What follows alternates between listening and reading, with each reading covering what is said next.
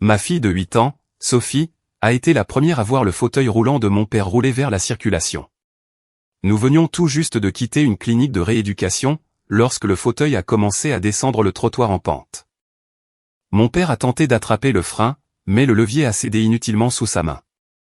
Un camion de livraison tournait dans la voie, juste en bas. « Sophie, arrête-toi » ai-je hurlé. Mais elle a couru quand même. Ma fille a attrapé les poignées du fauteuil roulant, à 2 mains. Le fauteuil l'a traîné sur plusieurs mètres, avant de percuter le trottoir, et de basculer sur le côté. Mon père est tombé sur l'herbe. Et Sophie a heurté le sol assez violemment, pour se fracturer le poignet. Pendant que je m'agenouillais près d'elle, ma mère n'a pas demandé si elle pouvait bouger ses doigts. Elle n'a pas remercié l'enfant, qui venait de sauver la vie de son mari. Elle a regardé Sophie de haut, et a dit « Ne t'attends pas à ce que ça change quoi que ce soit. Tu ne seras jamais notre vraie petite fille. » Sophie a cessé de pleurer, pendant une terrible seconde. « Grand-mère, j'ai sauvé grand-père. »« Je t'ai entendu » a répliqué ma mère. J'ai soulevé mon enfant tremblante dans mes bras, et j'ai pris une décision. Ma fille et mon père n'allaient pas rentrer chez elle. Aux urgences, un technicien a examiné le fauteuil roulant. Il m'a annoncé que le système de freinage ne s'était pas simplement usé. Une pièce de rechange non standard avait été installée récemment. Et l'étiquette d'entretien avait été décollée. Puis, le téléphone de mon père a sonné. Une voix automatisée l'a remercié d'avoir reçu 6 heures de soins à domicile, la veille. Et lui a demandé d'évaluer l'employé, qui l'avait assisté. Or, mon père avait passé toute la journée avec moi. Quand j'ai ouvert le relevé de facturation, j'ai vu des dizaines de visites, qu'il n'avait jamais reçues. Puis, j'ai vu le nom de la coordinatrice de rééducation superviseur, qui les avait approuvées. C'était le mien. Ma mère pensait que la pire chose que j'avais entendue cet après-midi-là, c'était de l'entendre dire que Sophie ne faisait pas partie de la famille. Elle n'avait aucune idée, que je venais de découvrir qu'elle utilisait mon identité. Pour voler mon père, son assureur, et chaque client âgé qui faisait confiance à son entreprise. Restez avec moi, pour voir comment une phrase cruelle a exposé tout ce que ma famille cachait. Et abonnez-vous à la chaîne, pour ne pas manquer ce qui s'est passé, lorsque leurs propres dossiers ont commencé à se retourner contre eux. 6 heures plus tôt, j'étais debout dans ma cuisine. J'essayais de faire rentrer la liste de médicaments de mon père, la bouteille d'eau de Sophie, et une ville en carton, dans un seul sac en toile. La ville en carton gagnait la bataille. Sophie l'avait construite avec des boîtes de céréales, des pailles en papier, et du ruban adhésif argenté. Il y avait une clinique, une épicerie, un parc, et une route en pente qui se terminait par un panneau stop rouge. À côté, elle avait planté un panneau plus petit avec des lettres violettes, vitesse limitée pour les fauteuils roulants, 3 km/h. Papa était assis à la table, sa canne contre le genou. Cette loi s'applique-t-elle au grand-père? Sophie a croisé les bras. Seulement à ceux qui sont dangereux. J'ai ri. Papa a pressé une main contre sa poitrine. Et a murmuré que le système judiciaire avait toujours été biaisé contre les grands-pères. Sophie lui a apporté la maquette. J'ai fait les trottoirs larges pour que ton fauteuil puisse passer. Et il n'y a pas d'escalier. Son sourire s'est adouci. Une meilleure planification que dans la moitié des villes où j'ai travaillé. Maman est entrée par la porte de derrière, alors que Sophie s'appuyait contre son épaule. Son expression aimable s'est légèrement crispée. Quelle chose compliquée à apporter à un rendez-vous, a-t-elle dit. Ta petite fille pourrait le laisser ici. Les doigts de Sophie se sont serrés, autour de la base en carton. Sophie était entrée dans ma vie par le biais d'un placement familial, à l'âge de 4 ans. Et je l'avais adoptée 1 an plus tard. Elle savait qu'elle avait été choisie, et aimée. Maman préférait toujours dire, ta petite fille, ou, l'enfant que tu as adopté. Elle ne disait presque jamais, ma petite fille. Je l'avais corrigée à maintes reprises. Mais je mettais souvent fin à la dispute, quand Sophie écoutait. Je me disais que je protégeais ma fille du conflit. En vérité, je lui apprenais que le confort de sa grand-mère importait plus que de dénoncer sa cruauté.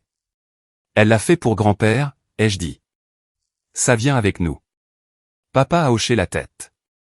Le conseil municipal a parlé. Maman a commencé à réorganiser le dossier des médicaments, que j'avais déjà préparé. Papa avait 74 ans. Il se remettait d'un léger accident vasculaire cérébral. Sa jambe droite se fatiguait vite. Il utilisait donc un fauteuil roulant pour les longues distances, et une canne pour les courtes marches. Son élocution était claire, et sa mémoire assez vive pour repérer une erreur de date de renouvellement sur ma liste. Pourtant, maman répondait aux questions à sa place. Il dort à peine, a-t-elle dit. Je dors 7 heures, a répliqué papa. Il s'en mêle les pinceaux dans ses pilules. J'ai corrigé la liste d'Ève, il y a 10 minutes. Il ne peut pas se débrouiller en dehors de la maison, sans aide. Papa m'a regardé. Apparemment, je suis devenu invisible. Maman a souri, comme s'il avait fait une blague inoffensive. Franklin, j'essaie de m'assurer qu'il comprenne. Je préférerais qu'il me comprenne, moi. Ma sœur cadette, Céleste, est arrivée. Elle poussait un fauteuil roulant orné du logo bleu de Golden Years Companion Care sur le dossier. Elle dirigeait l'entreprise avec maman. Et elle se déplaçait, comme si chaque pièce attendait son approbation. Owen a tout vérifié ce matin, a-t-elle assuré. Frein, roue, repose-pied. Il est plus sûr que l'ancien. Owen était son mari, et un technicien en équipement médical. Je n'avais aucune raison de douter de lui. Mais quand j'ai plié le fauteuil dans mon coffre, j'ai remarqué que l'étiquette d'entretien près de la roue gauche semblait inhabituellement propre. Alors que le métal autour était usé. Céleste a fermé le coffre. Nouvelle vignette d'inspection. J'ai accepté cette explication ordinaire. Sur le trajet vers la clinique, papa était assis à côté de moi. Sophie gardait sa ville en carton, sur la banquette arrière. Maman et Céleste nous suivaient, dans une autre voiture. À un feu rouge, papa a baissé la voix. Ève, as-tu signé des formulaires de supervision pour des visites de soins à domicile, à mon nom? Non. Pourquoi le ferais-je? J'ai vu ton nom sur quelque chose que Margot a ramené à la maison. Avant qu'il n'ait pu s'expliquer, mon téléphone s'est connecté au haut-parleur de la voiture. La voix de maman a rempli l'habitacle. Franklin confond encore les papiers d'assurance, avec les papiers de soins, a-t-elle dit. N'en fais pas toute une histoire, avant son rendez-vous. Papa a fixé le pare-brise. Comment savais-tu de quoi nous discutions? Tu as laissé l'appel familial ouvert. J'ai regardé l'écran. Je n'avais pas lancé d'appel. Le médecin a déjà dit que sa mémoire était inégale, parfois, a continué maman. Aucun médecin n'a dit ça, a répliqué papa. Nous en discuterons à l'intérieur, a-t-elle dit, avant de mettre fin à l'appel. À la clinique, le docteur Martin Cole a demandé à papa la date, le nom du bâtiment, ses médicaments, et la raison de sa présence. Papa a répondu à tout. Il a répété une liste de mots après plusieurs minutes, a expliqué son programme de thérapie, et a corrigé la quantité d'eau indiquée sur l'un des formulaires de maman. Maman n'arrêtait pas de l'interrompre. Il a oublié le petit déjeuner mardi dernier. J'étais à jeûne pour une prise de sang, a précisé papa. Il a laissé sa canne dans la cuisine. J'étais assis dans la cuisine. Le docteur Cole a levé une main. J'ai besoin que monsieur Harper réponde par lui-même. Après l'évaluation, il a déclaré que papa s'était bien débrouillé. Il a recommandé une évaluation cognitive indépendante et plus longue. Car les descriptions de la famille concernant papa ne correspondaient pas à ce qu'il avait observé. La mâchoire de maman s'est crispée. Est-ce vraiment nécessaire? Ça l'est, quand différentes personnes me donnent des versions différentes du même patient. Pendant que je programmais le rendez-vous de suivi, Sophie se tenait près du coin du couloir. Elle tenait sa maquette. Maman et Céleste étaient à quelques pas, parlant doucement. Sophie est revenue avec un pli entre les sourcils.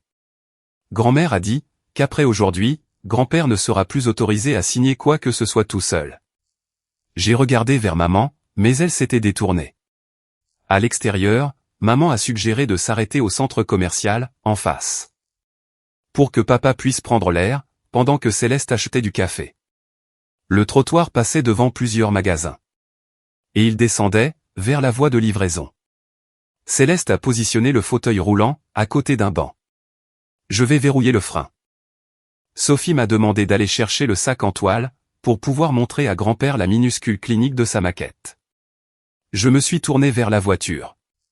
Mais avant que j'aie pu faire 3 pas, elle a attrapé ma main. Sa voix dépassait à peine le murmure. Maman. Tante Céleste a appuyé sur quelque chose sous la chaise de grand-père. Et grand-mère lui a dit de se dépêcher. Les doigts de Sophie se sont serrés autour des miens. Je me suis retourné vers le banc. Le fauteuil roulant de papa était déjà en mouvement. Au début, il a roulé si lentement que mon esprit a refusé de comprendre ce que je voyais. Puis les roues avant ont franchi la jointure du trottoir, et le fauteuil a pris de la vitesse sur la pente. Papa a attrapé le levier de frein, à côté de sa main droite. Il s'est replié vers le bas, sans aucune résistance. « Ève » a-t-il appelé. J'ai lâché le sac en toile, et j'ai couru. Sophie était plus près. Elle est passée devant moi, avant que je ne puisse rattraper le dos de sa veste. Le camion de livraison en contrebas avait commencé à tourner dans la voie. Son moteur devenait de plus en plus bruyant, alors que le fauteuil de papa roulait vers lui. « Sophie, arrête-toi » ai-je crié. Mais elle ne s'est pas arrêtée. Elle a atteint le fauteuil, et a attrapé les deux poignets. Ses chaussures ont glissé sur le trottoir, mais elle a tenu bon. Pendant une seconde, le fauteuil a ralenti. Puis son poids l'a entraîné vers l'avant. Papa s'est retourné. Lâche prise, ma chérie. Sophie s'est ancrée encore plus fort. La roue droite a percuté le rebord du trottoir. Le fauteuil a fait une embardée sur le côté, projetant Sophie sur le sol. Papa a basculé sur l'herbe, à côté de l'allée. Le fauteuil a atterri sur le flanc. Une roue tournant encore. Le camion de livraison a freiné à quelques mètres de là. J'ai atteint Sophie la première. Elle était recroquevillée autour de son bras droit. Le visage blanc de choc. Quand j'ai touché son épaule, elle a émis un petit son, qui m'a effrayé bien plus que des cris ne l'auraient fait. Mon poignet me fait mal. Je sais, mon bébé. Ne le bouge pas, papa s'est appuyé sur un coude. Du sang coulait d'une égratignure près de sa tempe. Mais ses yeux étaient clairs. Je suis conscient, a-t-il dit. Vérifie comment va Sophie. Une femme sortant de la pharmacie a appelé le 911. Un homme en uniforme de livreur s'est placé entre nous et le camion. Puis il a demandé s'il devait soulever le fauteuil. Personne n'y touche, ai-je dit. Ma voix est sortie plus dure que je ne l'espérais. Maman s'est précipitée sur le trottoir. Céleste derrière elle. Maman a regardé papa, le fauteuil renversé, et Sophie au sol. Franklin, as-tu encore oublié le frein? Papa l'a fixé. Le levier s'est affaissé, dans ma main. Céleste s'est approchée du fauteuil. Nous devons le ramener à Golden Years. Owen pourra l'inspecter, avant que quelqu'un ne comprenne mal ce qui s'est passé. Elle a tendu la main vers le cadre. Je me suis levé, et je lui ai barré la route. N'y touche pas, Céleste m'a lancé un regard d'incrédulité offensé. Il appartient à l'entreprise. Il a été impliqué dans un accident, qui a failli envoyer papa sous un camion. Ce n'était pas un accident, a dit Sophie entre ses dents serrées. Je t'ai vu le toucher. Le visage de Céleste a changé pendant une demi-seconde. Puis elle s'est accroupie, comme si elle n'avait rien entendu. Maman a lâché sèchement, que Sophie était confuse et effrayée. C'est arrivé parce que ton père n'a pas verrouillé les freins. Je l'ai regardé les verrouiller, ai-je rétorqué. Du moins, c'est ce qu'elle nous a dit qu'elle faisait. L'homme qui s'était arrêté près du camion a dit doucement, « Madame, j'ai vu ce monsieur plus âgé tirer sur le levier. Il ne s'est pas enclenché. » Maman l'a ignoré. La sirène de l'ambulance approchait. J'ai sorti mon téléphone. J'ai photographié le fauteuil, là où il se trouvait. J'ai capturé le levier tombé, l'angle des deux roues, le métal est raflé autour du système de freinage gauche. Et le rectangle plus pâle, là où une étiquette d'entretien avait été décollée. Céleste a essayé de me contourner. Ève, tu en fais tout un plat pour rien. J'ai photographié sa main, planant au-dessus du cadre. Éloigne-toi du fauteuil. Deux ambulanciers sont arrivés. L'un s'est agenouillé près de Sophie, tandis que l'autre vérifiait l'état de papa. Sophie a pleuré, quand ils ont stabilisé son poignet. Mais elle a répondu clairement à chaque question. Papa a insisté pour qu'ils examinent Sophie en premier. Quand l'ambulancier lui a demandé s'il avait perdu connaissance, il a répondu non. Il a décrit la pente, la défaillance du frein, le camion, et le côté exact sur lequel le fauteuil avait basculé. Maman a interrompu 2 fois, pour dire qu'il était oublieux depuis son attaque. L'ambulancier l'a finalement regardé. S'il vous plaît, laissez-le répondre. Papa m'a jeté un coup d'œil. J'ai vu l'humiliation, sous sa colère. Alors que les ambulanciers se préparaient à déplacer Sophie, elle a regardé maman. Des larmes s'accrochaient à ses cils. J'ai sauvé grand-père. La bouche de maman s'est pincée. Sophie attendait. Espérant encore quelque chose d'aussi simple, qu'un merci. Au lieu de cela, maman l'a regardé de haut, et a dit, ne t'attends pas à ce que ça change quoi que ce soit. Tu ne seras jamais notre vraie petite fille. Le monde autour de moi, a semblé devenir silencieux. Sophie a cessé de pleurer, pendant une terrible seconde. Grand-mère, j'ai sauvé grand-père. Je t'ai entendu, a répliqué maman. Quelque chose en moi, s'est apaisé. Ce n'était pas du pardon. Ce n'était même pas de la rage. C'était la compréhension claire, qu'aucune explication de ma part ne rendrait ma mère plus gentille. Et qu'aucun acte héroïque de Sophie, ne la rendrait acceptable, aux yeux d'une femme déterminée à la maintenir en dehors de la famille.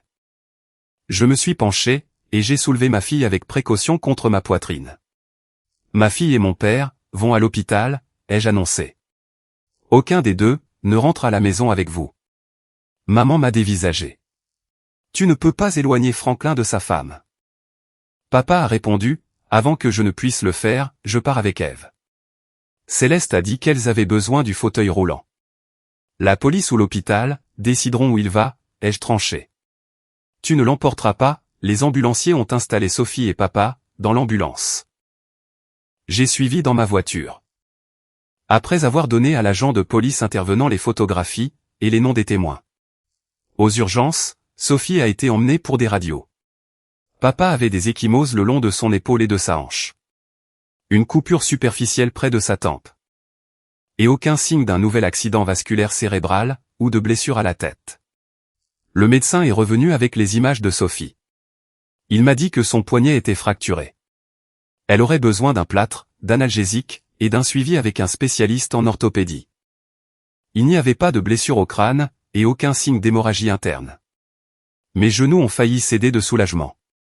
Papa a demandé au médecin de documenter, qu'il se souvenait de l'incident dans son intégralité. Écrivez que je savais où j'étais.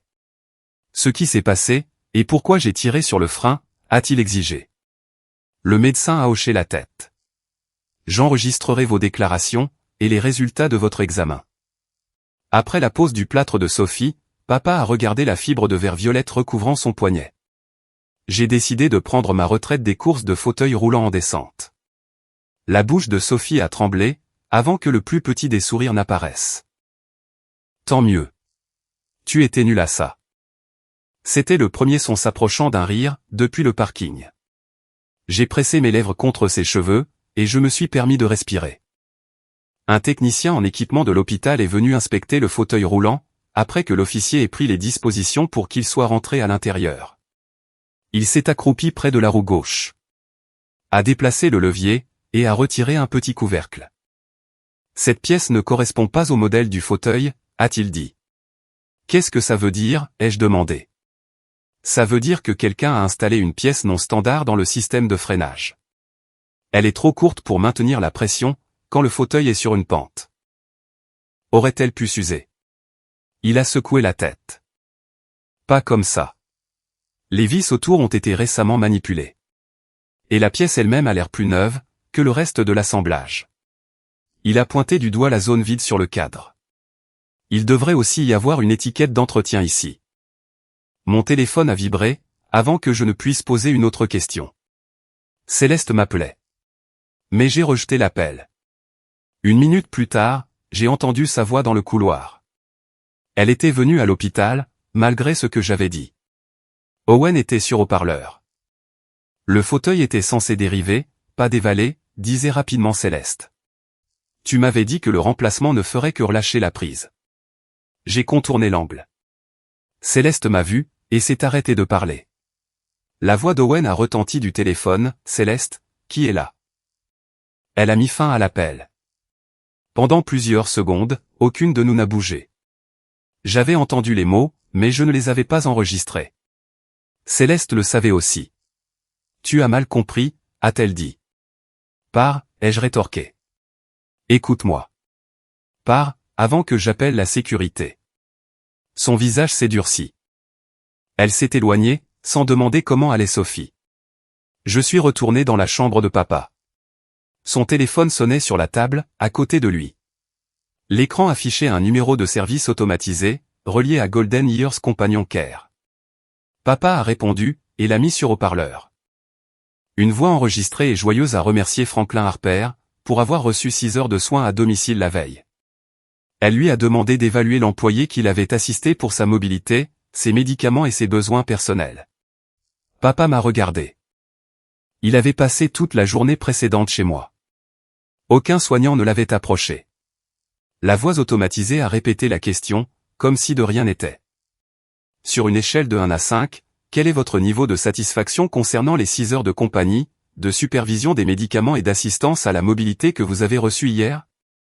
Papa m'a regardé depuis le lit d'hôpital. J'ai reçu 3 parties de cartes. Et un bol de ta terrible soupe aux légumes. Tu as demandé un deuxième bol. Je me remettais des cartes. J'ai mis fin à l'appel, avant que le système ne puisse enregistrer de réponse. Un SMS est arrivé immédiatement après. Il contenait un lien vers son compte d'assurance, et un numéro de référence pour la visite. Papa a cherché ses lunettes de lecture. Ouvre-le. J'ai besoin de ta permission avant d'accéder à quoi que ce soit. Tu l'as. Je veux que ce soit documenté. Maman avait déjà passé la journée, à dire aux gens qu'il était confus. Je n'allais pas lui donner une autre occasion de prétendre, que j'avais pris le contrôle de ces informations sans son consentement. Le docteur Cole était encore à l'hôpital. Il terminait les notes du rendez-vous précédent de papa. Je lui ai demandé s'il pouvait nous parler, avant de partir. Il est revenu avec une infirmière. Il a posé plusieurs questions à papa, sans me permettre de répondre à sa place. Papa a expliqué ce que l'appel automatisé avait dit. Ce qu'il voulait que je vérifie. Et pourquoi il pensait que les dossiers pouvaient être inexacts. Le docteur Cole lui a demandé de décrire les conséquences du partage d'accès. Cela signifie qu'elle verra mes dossiers médicaux et d'assurance, a répondu papa. Elle pourrait trouver des informations qui ne me plaisent pas. Mais je lui demande de les examiner, parce que quelqu'un semble facturer des soins que je n'ai pas reçus. Le docteur Cole a hoché la tête. Vous comprenez la décision. Papa a signé une autorisation écrite, me permettant de consulter le compte et de communiquer avec l'assureur, au sujet des services contestés. L'infirmière en a été témoin. C'est seulement à ce moment-là que j'ai ouvert le lien. La première entrée montrait 6 heures de soins de compagnie. De 9 heures du matin à 15 heures de l'après-midi, la veille. Golden Years Companion Care avait facturé la préparation des repas, les rappels de médicaments, le soutien à la mobilité et la supervision personnelle. Papa avait été chez moi, pendant chacune de ces heures. J'ai sélectionné le relevé précédent. Il y avait 4 autres visites de Golden Years. Un autre relevé en montrait 7. Les services remontaient à 3 mois. Certaines entrées étaient répertoriées comme compagnie. D'autres étaient étiquetées assistance à la mobilité, ou supervision des médicaments.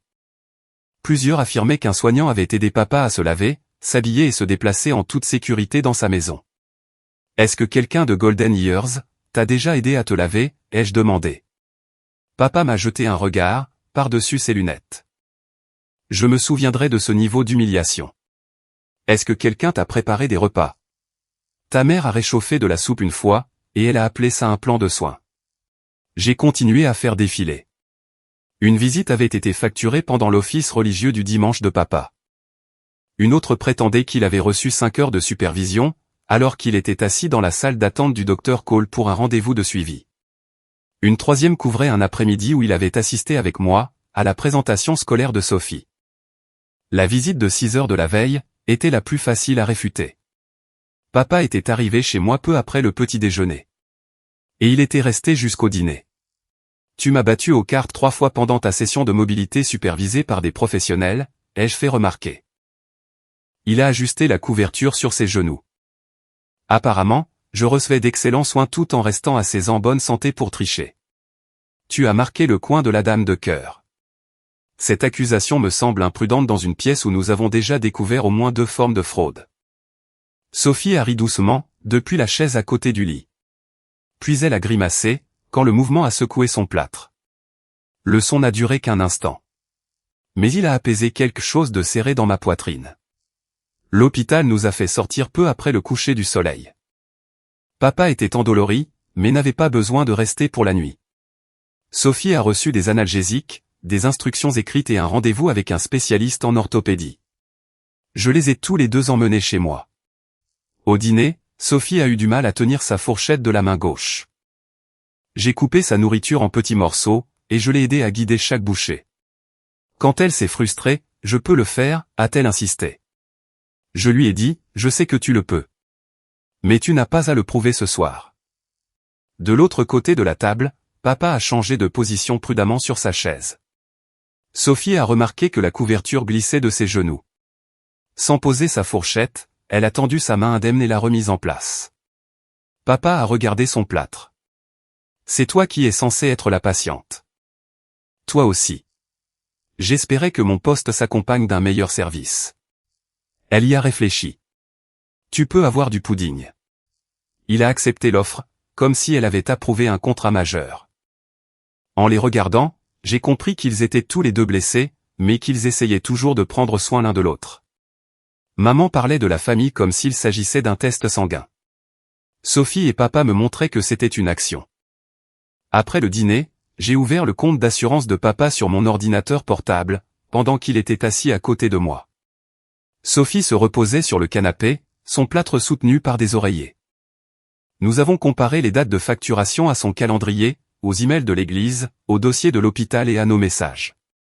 Le schéma est devenu impossible à ignorer. Golden Years avait facturé des soins, des jours où papa n'était pas du tout à la maison. Certaines visites se chevauchaient. Un mardi, 2 soignants différents étaient censés avoir supervisé ses médicaments, en même temps. Papa s'est frotté le front. J'ai appelé Margot à propos de l'un de ses relevés, il y a des semaines. Qu'est-ce qu'elle a dit? Elle a dit que les compagnies d'assurance divisaient les services en catégories que les gens ordinaires ne comprenaient pas. Elle m'a dit que les entrées représentaient toutes les petites choses qu'elle et Céleste faisaient pour moi. Tu l'as cru? Je voulais la croire. Cette réponse a fait plus mal que s'il avait dit oui. J'ai agrandi l'un des relevés de service, et j'ai lu la section d'approbation. Chaque visite listait le soignant, le code de facturation, et la personne responsable de la supervision professionnelle. Mon nom apparaissait, sous le titre coordinateur superviseur en réadaptation. En dessous, figurait mon numéro de certification d'état. Une version numérique de ma signature avait été placée à côté de la date d'approbation. J'ai vérifié une autre visite. Mon nom y était aussi. Puis une autre. Papa s'est penché vers l'écran. C'est ce que j'ai vu? Je n'ai jamais travaillé pour Golden Years. Ma voix semblait lointaine, même à mes propres oreilles. Je n'ai jamais examiné un seul de leurs plans de soins.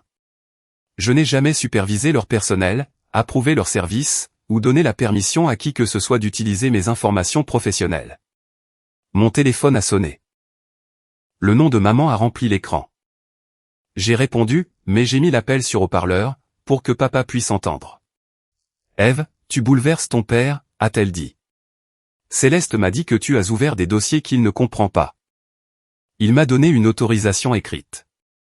Après que le docteur Cole a confirmé qu'il comprenait la décision. Maman a fait une pause. Tu fais sonner ça comme quelque chose d'officiel, alors qu'il s'agit d'un malentendu familial. Mon nom et mon numéro de certification figurent sur des réclamations que je n'ai jamais approuvées. Golden Years inclut occasionnellement des consultants familiaux, sur des documents internes. Tu as aidé Franklin, pendant des années. Aider mon père, ne fait pas de moi une employée. Personne n'a dit que tu étais une employée. Nous pouvons nous asseoir demain, corriger d'éventuelles erreurs administratives, et signer un document confirmant qu'il n'y avait aucune intention malveillante. Papa a parlé avant que je ne puisse répondre. Je veux les dossiers originaux. La voix de maman s'est immédiatement adoucie. Franklin, tu es fatigué et effrayé. Ève te fait croire qu'il s'est passé quelque chose de criminel, parce que tu ne comprends plus comment fonctionne la facturation. La main de papa s'est refermée, sur le bord de la table. J'ai enlevé le haut-parleur du téléphone. À partir de maintenant, communique avec moi par email. Envoie les dossiers originaux portant mon nom, y compris les dates de création et l'historique des approbations. Tu menaces ta propre famille. Je demande des documents. J'ai mis fin à l'appel, avant qu'elle ne puisse transformer cela en une énième dispute.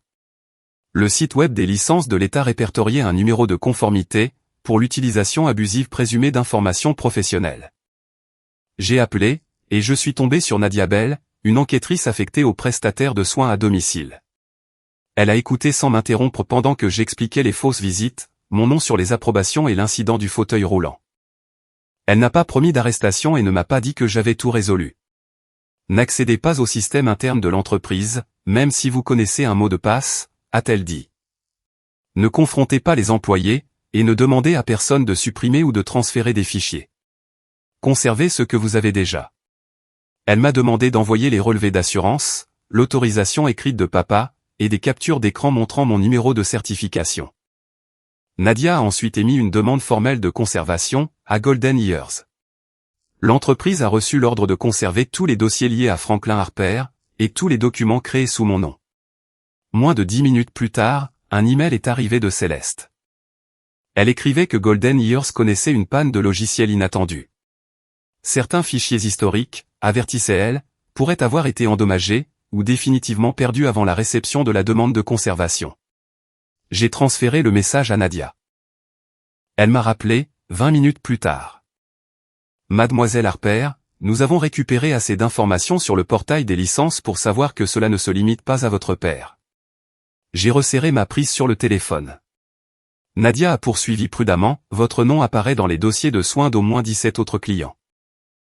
17 clients. Cela signifiait que cela ne pouvait plus être ignoré comme une simple erreur de facturation, faite au nom de papa. Le lendemain matin, Nadia Bell nous a rencontrés dans une petite salle de conférence, au bureau des licences de l'État. Papa était venu, car les dossiers concernaient ses soins. Et il ne voulait pas que l'on puisse prétendre plus tard, que j'avais agi sans lui. Sophie était assise à nos côtés. Son plâtre violet, reposait sur une veste pliée. Elle avait insisté pour apporter sa ville en carton, bien qu'un coin ait été écrasé pendant l'accident. Nadia a posé un dossier sur la table. Ce sont des copies conservées via le portail des licences, avant que Golden Years ne signale sa panne de logiciel. Je ne peux pas vous montrer les informations privées de chaque client. Mais je peux vous montrer les parties, liées à vos identifiants.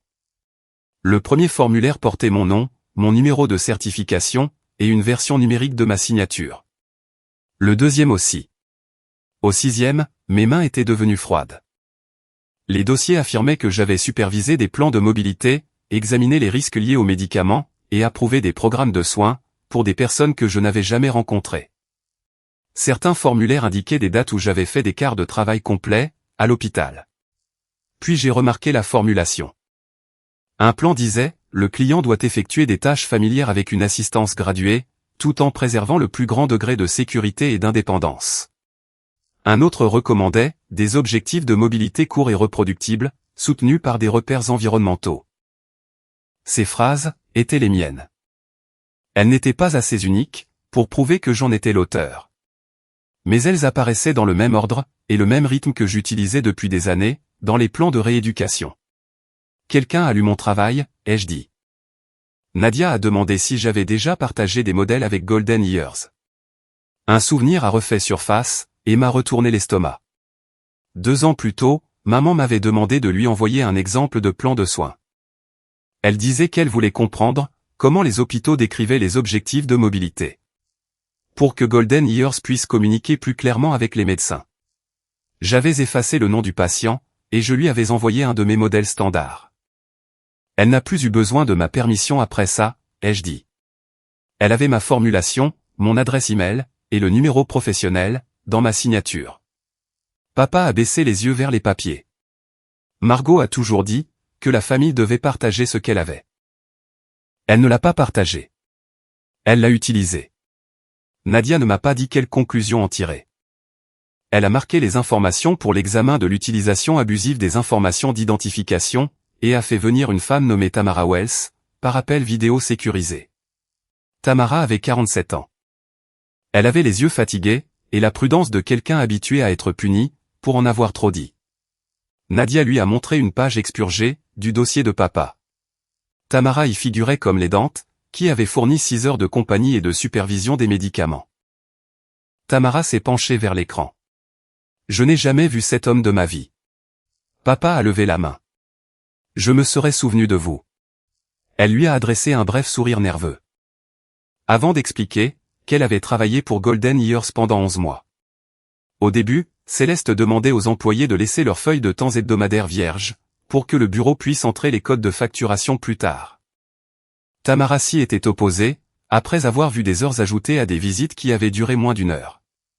Céleste m'a dit que le bureau savait comment faire correspondre les dossiers avec l'assurance, a-t-elle raconté. Quand j'ai refusé de signer une autre feuille vierge, elle a réduit mes horaires de moitié. Que s'est-il passé, quand vous vous êtes plainte, ai-je demandé.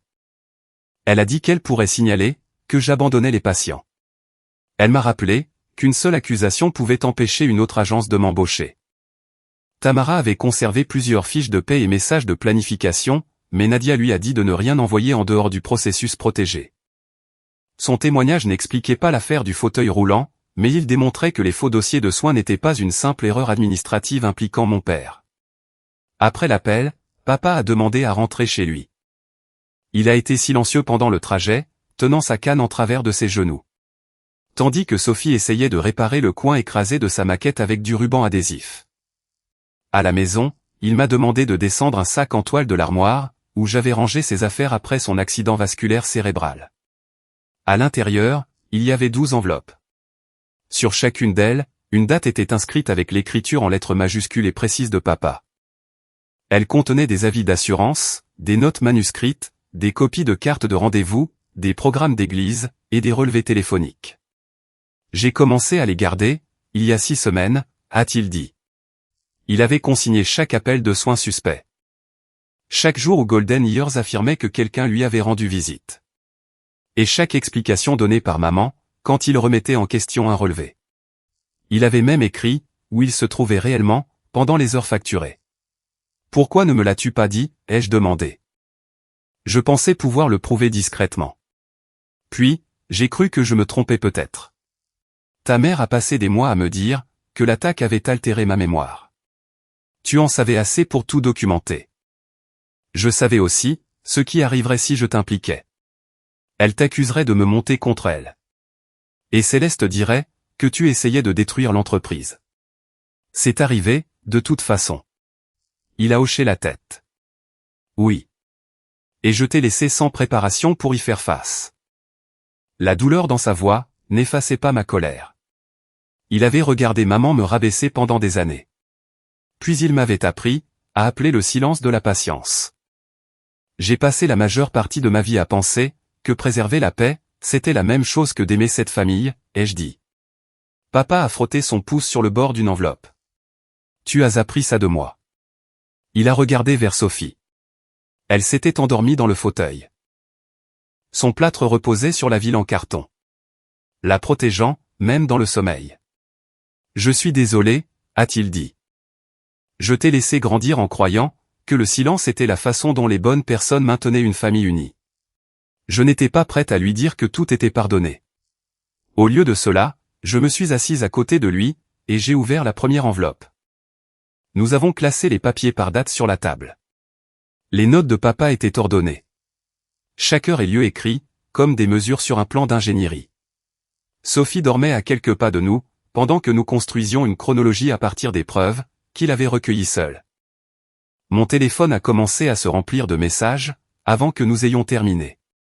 Une tante a demandé pourquoi je profitais d'un homme confus, après son attaque. Un cousin a dit que maman était dévastée, parce que je voulais contrôler les décisions de papa. Un autre membre de la famille a prévenu que détruire l'entreprise de Céleste laisserait des clients âgés sans soins. Maman les avait atteints en premier. Je n'ai répondu à aucun de ces messages. Un email de Céleste est arrivé ensuite. En pièce jointe, se trouvait une évaluation interne, affirmant que papa confondait souvent les dates, accusait les gens de prendre ses affaires et oubliait de manière répétée d'enclencher le frein du fauteuil roulant. Le dernier paragraphe le décrivait comme un danger pour lui-même, car il avait déjà causé un incident au centre commercial. Je l'ai transféré à Nadia, et au Dr Cole. Le Dr Cole m'a appelé, moins d'1 heure plus tard. Cette évaluation indique, j'ai observé des problèmes de mémoire lors du rendez-vous d'hier. J'ai documenté exactement l'inverse. Céleste pourra prétendre qu'elle l'a rédigé par la suite, à partir de ses propres observations. Il y a un autre problème, a-t-il ajouté. La date de signature est antérieure à mon examen. Nadia a rejoint l'appel et a ouvert les informations du fichier préservé. Elle a lu l'historique du document 2 fois, avant de parler. L'évaluation indique que Franklin Harper a causé un incident avec son fauteuil roulant au centre commercial, le 14. Le fichier a été créé le soir du 13. La date sur l'évaluation de Céleste est restée sur mon écran, longtemps après que Nadia a mis fin à l'appel. Le document décrivait papa, causant un incident avec son fauteuil roulant au centre commercial, le 14. Son registre interne montrait que quelqu'un chez Golden Years l'avait créé le soir du 13. Soit près de 18 heures, avant que le fauteuil ne roule vers la circulation. Le lendemain matin, Nadia nous a retrouvés, papa et moi, au bureau des licences. Elle a ouvert l'historique du fichier préservé et l'a expliqué, sans jargon technique. La date imprimée sur le formulaire peut être modifiée, a-t-elle expliqué. Mais le registre du système est différent. Il montre quand le fichier a été créé pour la première fois. Quand il a été modifié. Et quel compte a effectué ces changements. La première version nommait déjà le centre commercial. Elle affirmait déjà que papa avait omis d'enclencher le frein. Les modifications ultérieures ont ajouté l'heure, les blessures, et une phrase disant que sa confusion avait mis d'autres personnes en danger. Quelqu'un ne s'était pas contenté de réécrire le passé, après l'accident. Il avait préparé l'histoire, avant qu'elle ne se produise. J'ai ouvert mon calendrier. Et j'ai comparé chaque message de rendez-vous de la semaine précédente. La visite de rééducation de papa était initialement prévue dans le bâtiment principal de l'hôpital. Là où l'entrée était plate, et où les fauteuils roulants étaient manipulés par le personnel de la clinique. 2 jours avant le rendez-vous, maman avait appelé la clinique, et l'avait déplacée vers le plus petit centre de soins ambulatoires. Près du centre commercial. Son message pour moi, disait que le nouveau cabinet était plus pratique, parce que Céleste avait besoin d'acheter des fournitures à proximité. Un autre message montrait que Céleste se portait volontaire pour apporter un fauteuil roulant de l'entreprise. Au lieu de nous laisser utiliser l'ancien fauteuil de papa. Ces choix semblaient ordinaires, considérés séparément. Mais pris ensemble, ils formaient un chemin, menant droit vers la pente. Nadia a pris des dispositions, pour qu'un spécialiste indépendant en équipement examine le fauteuil roulant, sous supervision. Papa et moi, avons regardé à travers une cloison en verre. Pendant que le technicien photographiait chaque pièce, avant de la toucher. Il a retiré le couvercle de l'assemblage du frein gauche, et a placé le petit composant métallique, sur un plateau blanc. Ce n'est pas conçu pour ce modèle, a-t-il dit. C'est une pièce de rechange bon marché, utilisée dans un système de verrouillage différent. Est-ce que ça marcherait du tout, ai-je demandé. Sur un sol plat, ça pourrait donner l'impression de tenir. Sur une pente, la pression céderait. Il nous a montré des marques autour des vis. Le métal avait été ouvert récemment, et la pièce de rechange était beaucoup plus récente que le reste de l'assemblage. Le dossier de maintenance fourni par Golden Years contenait un formulaire signé par Owen Dawson. Il indiquait qu'il avait inspecté les freins, les roues et le système de verrouillage, 2 jours avant l'accident. Et qu'il avait jugé le fauteuil sûr pour l'utilisation. Nadia a convoqué Owen, en présence de son avocat. J'ai signé le formulaire, a-t-il admis. Je n'ai pas remplacé cette pièce. Vous avez certifié que le fauteuil était sûr, lui a rappelé Nadia. Céleste m'a donné une pile de fiches d'équipement, et a dit que les fauteuils avaient déjà été vérifiés par le bureau. Je les ai toutes signées en même temps.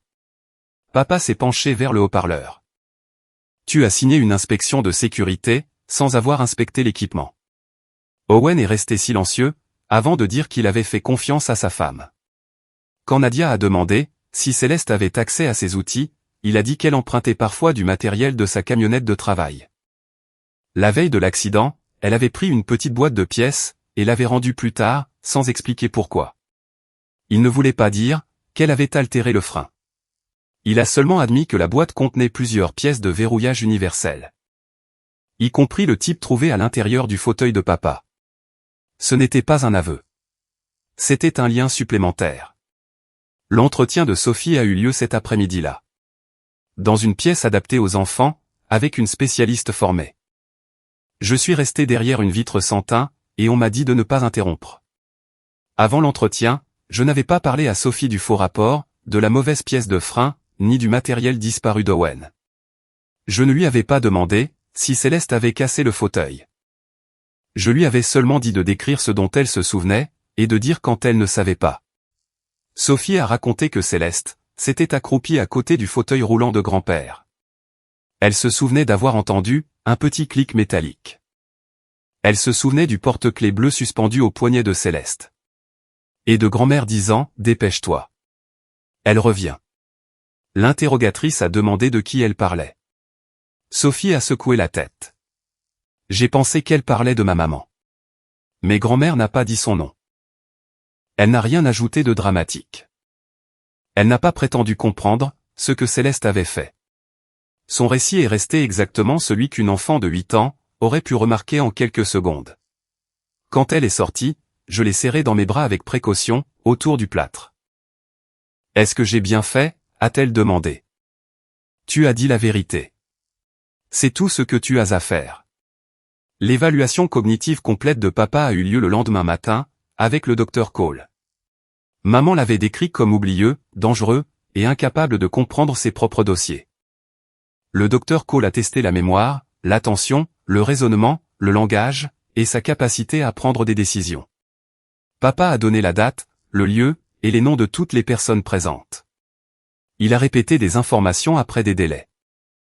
Et il a expliqué les risques, liés à la signature de formulaires financiers et médicaux. Quand le docteur Cole lui a demandé s'il connaissait le numéro de téléphone de sa femme, papa a répondu « Voudriez-vous son mot de passe aussi ?» Elle semble avoir utilisé les informations de tout le monde. Le docteur Cole a gardé son expression professionnelle. Mais j'ai vu le coin de sa bouche bouger, pendant quelques secondes. La pression dans ma poitrine s'est relâchée. Papa a ensuite décrit l'accident, dans l'ordre. Il a expliqué que Céleste avait positionné le fauteuil. Que le levier de frein semblait initialement enclenché. Et qu'il s'était abaissé sans résistance, une fois le fauteuil en mouvement. Le docteur Cole a conclu que papa comprenait sa condition médicale, se souvenait de l'événement. Et qu'il pouvait prendre des décisions indépendantes. Cet après-midi-là, une enveloppe urgente est arrivée, de la part de l'avocat de maman. Elle contenait une proposition de procuration médicale d'urgence, nommant maman comme représentante de papa. La lettre jointe affirmait que l'incident du fauteuil roulant prouvait que papa ne pouvait plus assurer sa propre sécurité. Elle lui demandait de signer immédiatement. Pour que maman puisse gérer ses rendez-vous, ses assurances, et ses décisions de soins. Papa l'a lu 2 fois. Il crée le danger, a-t-il dit. Puis l'utilise comme preuve, que j'ai besoin d'eux. J'ai transféré le dossier à Nadia. Elle m'a appelé 1 heure plus tard, avec un autre document préservé de Golden Years. L'entreprise avait préparé un rapport d'incident. Déclarant que le déclin cognitif de papa avait causé l'accident. Était jointe une demande adressée à son assureur. Pour approuver une supervision à domicile de 24 heures. Le programme proposé incluait la surveillance des médicaments, l'assistance à la mobilité, la préparation des repas, la compagnie de nuit, et une observation continue de la sécurité. Papa n'avait pas besoin de soins 24 heures sur 24. Il avait besoin de physiothérapie, d'aide pour les longues distances, et de temps pour récupérer. J'ai fait défiler jusqu'au coût mensuel projeté. Golden Years Compagnon Care recevrait plus de 14 000 € chaque mois, pour s'occuper de lui. Au bas de la page d'approbation, sous le titre Coordinateur superviseur en réadaptation, se trouvait mon nom. L'estimation mensuelle de 14 000 € expliquait pourquoi Golden Years avait besoin que papa devienne impuissant sur papier. Cela n'expliquait pas jusqu'où l'entreprise était déjà tombée. Nadia m'a appelé le lendemain matin, après avoir examiné les registres de paiement obtenus grâce à l'enquête sur les licences. Elle m'a prévenu que les chiffres étaient préliminaires. Mais le schéma était clair. Golden Years était en retard sur les charges sociales. Plusieurs paiements de fournisseurs avaient été retardés. Et le compte d'exploitation de l'entreprise était passé en dessous du montant nécessaire pour couvrir 2 cycles de paie complets. Ils n'essayaient pas simplement d'augmenter leurs revenus, a précisé Nadia. Ils essayaient de créer un flux de trésorerie assez rapidement, pour survivre à un audit. L'entreprise avait récemment reçu une avance, liée à un contrat de soins proposé. Une partie de cet argent aurait dû être réservée à l'assurance du personnel, et à l'équipement. Au lieu de cela, Céleste avait transféré des milliers d'euros vers un prêt personnel. Et payé un acompte pour un deuxième emplacement Golden Years. Elle ouvrait une autre succursale, alors que la première ne pouvait pas faire face à ses obligations, ai-je dit. Nadia m'a corrigé gentiment. Elle donnait l'apparence d'une expansion. Savoir si le deuxième emplacement aurait pu un jour fonctionner, est une autre question. Papa était assis en face de moi, à la table de la cuisine. Écoutant par le haut-parleur.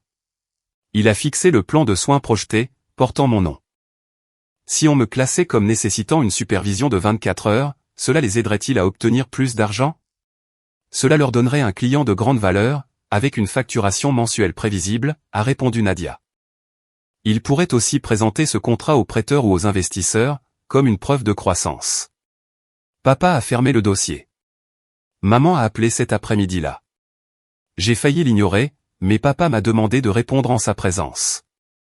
Elle n'a pas demandé de nouvelles du poignet de Sophie, ni des ecchymoses de papa. Tu as effrayé l'assureur, au point de geler la demande de soins de Franklin, a-t-elle reproché. Il n'a jamais demandé de soins 24 heures sur 24. Il ne comprend pas ce dont il a besoin. Papa s'est penché vers le téléphone. Je comprends très bien ce que représente 14 000 euros par mois. Maman a fait une pause, avant de baisser la voix. Franklin, cet argent paierait des personnes formées pour assurer ta sécurité. Il paierait ton entreprise. Pour des services dont je n'ai pas besoin. Tu parles comme si l'argent sortait de la famille. Il soutient Céleste, les employés et les clients qui dépendent de nous. J'ai senti ma colère monter. L'argent des assurances n'est pas l'argent de la famille. Maman a soupiré. Comme si j'étais délibérément difficile. Golden Years a été créé pour protéger les gens. Ton père recevrait d'excellents soins, et l'entreprise resterait assez forte pour aider les autres. Tu as créé de fausses visites, sous son nom. Ces services représentent du travail, qui a été fait d'une autre manière. Tu as utilisé mes informations d'identification. Tu as conseillé cette famille pendant des années. Pourquoi agis-tu soudainement, comme une étrangère? Parce que les étrangers demandent généralement avant d'utiliser mon nom. Je ne l'ai pas dit. Nadia m'avait conseillé de ne pas discuter de faits qui feraient l'objet d'un examen officiel. J'ai dit à maman que les futures communications devraient passer par email, et j'ai mis fin à l'appel. Dans les heures qui ont suivi, des membres de la famille ont commencé à publier des choses sur nous. Une tante a écrit qu'une fille ne devrait pas humilier sa mère pour des questions administratives. Un cousin m'a accusé de contrôler papa, après son accident vasculaire cérébral. Un autre parent a dit que Céleste avait consacré sa vie aux personnes âgées. Tandis que moi, j'avais choisi de détruire une entreprise familiale depuis la sécurité d'un emploi à l'hôpital. Les clients de Golden Years se sont joints à la discussion. Ils ont posté des photos de maman, livrant des paniers de vacances. Céleste, souriant à côté de vétérans. Des membres du personnel, servant le déjeuner dans un centre pour personnes âgées. Ils connaissaient les femmes polies de ces photos. Ils ne connaissaient pas la femme qui avait regardé une enfant blessée, et lui avait dit qu'elle n'aurait jamais sa place. Ils n'avaient jamais vu les faux formulaires. Le frein altéré. Ou le rapport, rédigé avant l'accident. Plusieurs personnes ont exigé que je publie les dossiers médicaux de papa, pour prouver qu'il était sain d'esprit. D'autres voulaient des photos de la blessure de Sophie, et le rapport de police complet. J'ai refusé. J'aurais pu publier la radiographie, l'évaluation cognitive de papa, et l'image du frein cassé. Cela aurait pu faire taire certaines personnes. Cela aurait aussi transformé la douleur de ma fille et les informations de santé privée de mon père, en armes pour obtenir l'approbation du public. Maman les avait déjà tous les deux traités, comme du matériel à utiliser. Je ne l'imiterai pas, simplement parce que la vérité était de mon côté. Ce soir-là, aucun de nous n'avait l'énergie de cuisiner, alors j'ai commandé des pizzas. Sophie n'arrivait pas à tenir sa part correctement avec son plâtre. La main affaiblie de papa rendait l'utilisation d'un couteau difficile. Je me suis tenu entre eux à la table de la cuisine, coupant la pizza en petits carrés. Pour une enfant de 8 ans et un homme de 74 ans. Qui faisaient tous deux semblant de ne pas avoir besoin d'aide. Sophie m'a regardé diviser la portion de papa. Tu diriges une vraie entreprise de soins maintenant. Papa a examiné les morceaux inégaux. La présentation laisse à désirer. Mes clients sont difficiles, ai-je dit. Sophie a pointé sa fourchette vers nous deux. Vous devrez payer maman en faisant la vaisselle, quand vous irez mieux. Papa a considéré les conditions. Y a-t-il des codes de facturation cachés? Non. Mais le pudding est en supplément. Pendant quelques minutes, nous n'étions ni des témoins, ni des patients, ni des noms sur des documents contestés. Nous étions 3 personnes mangeant de la pizza à une table. Où personne n'avait besoin de prouver sa place. Après le coucher de Sophie, Nadia a appelé au sujet de Tamara. Tamara commençait à reconsidérer sa coopération. Elle avait peur que Golden Years ne dise à d'autres agences qu'elle avait abandonné des patients ou falsifié des feuilles de temps. Je ne peux pas promettre qu'il n'y aura aucune conséquence professionnelle, lui a expliqué Nadia, lors d'un appel que j'ai été autorisé à écouter. Je peux documenter que vous vous êtes manifesté, dans le cadre du processus des lanceurs d'alerte, et conserver les messages que vous fournirez. La vérité peut vous protéger, mais cela ne rendra pas les choses indolores. Tamara est restée silencieuse, pendant un long moment. J'ai 2 enfants, a-t-elle fini par dire. Je ne peux pas perdre le seul travail que je connaisse. Je comprends, a répondu Nadia. La décision doit vous appartenir. Tamara ne s'est pas retirée. Mais sa peur m'a rappelé que maman et Céleste avaient construit leur système en faisant croire à chacun que le silence était plus sûr que de se tenir seul. L'avocat d'Owen a contacté Nadia, le lendemain matin.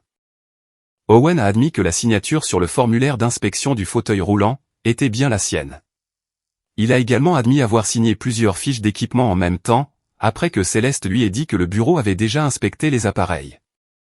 Il a insisté sur le fait qu'il n'avait jamais examiné le fauteuil de papa. Cela ne le disculpe pas, m'a dit Nadia plus tard. Signer une inspection de sécurité sans l'avoir effectuée reste grave. Owen a fourni un inventaire de sa camionnette de travail. La liste comprenait le même type de composant de verrouillage universel que celui trouvé à l'intérieur du frein de papa. Un registre d'achat a montré que Céleste avait commandé ce composant la veille de l'accident, en utilisant un compte de l'entreprise. La facture a été envoyée sur son téléphone. Puis supprimée du dossier du bureau principal. Mais le fournisseur en a conservé une copie.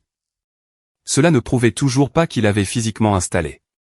Cela prouvait que Céleste avait obtenu la mauvaise pièce, avait accès aux outils d'Owen, et avait placé le fauteuil près d'une pente. Après qu'un rapport sur l'accident ait déjà existé. Golden Years a répondu, en soumettant une déclaration écrite par l'intermédiaire de son avocat. Céleste affirmait que j'avais eu accès au fauteuil roulant avant le rendez-vous. Et que j'aurais pu l'altérer, pour nuire à l'entreprise. Elle disait que mon travail en rééducation me donnait les connaissances nécessaires pour manipuler le frein et faire paraître la défaillance intentionnelle. Maman a soumis une déclaration distincte. M'accusant de conditionner Sophie. Elle a décrit ma fille comme émotionnellement dépendante, désireuse de plaire, et facilement influençable par les suggestions des adultes. Elle affirmait que le souvenir de Sophie de Céleste touchant le fauteuil n'était apparu qu'après ma décision d'attaquer la famille. J'ai lu cette phrase 3 fois. Sophie avait couru vers un fauteuil roulant en mouvement, tandis que les adultes responsables de sa sécurité se protégeaient. Maintenant, maman utilisait l'amour de l'enfant pour moi comme preuve que ses paroles n'étaient pas dignes de confiance. Ne répondez pas directement, m'a conseillé Nadia. Les preuves seront examinées. Vous n'avez pas besoin de gagner une dispute avec elle. Tard dans l'après-midi, elle a rappelé. L'agence a programmé un examen d'urgence des licences, dans 3 jours. J'ai regardé vers papa. Il aidait Sophie à coller un nouveau mur, sur sa clinique en carton. Il y a autre chose, a poursuivi Nadia. Golden Years a déposé une déclaration officielle affirmant que vous n'êtes pas une victime extérieure de l'utilisation frauduleuse de vos informations d'identification. Ma main s'est resserrée autour du téléphone.